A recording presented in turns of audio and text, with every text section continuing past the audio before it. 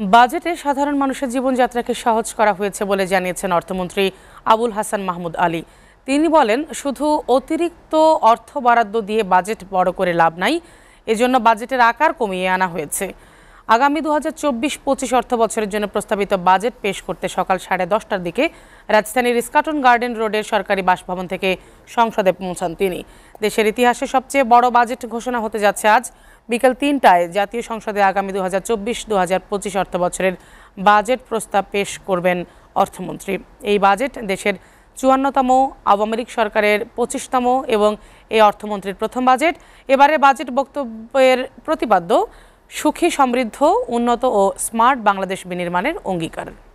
Herlan store থেকে ন্যূনতম 2000 টাকার পণ্য কিনে আপনিও হতে পারেন লাখপতি। এছাড়াও রয়েছে লক্ষ লক্ষ টাকার নিশ্চিত ক্যাশ ভাউচার।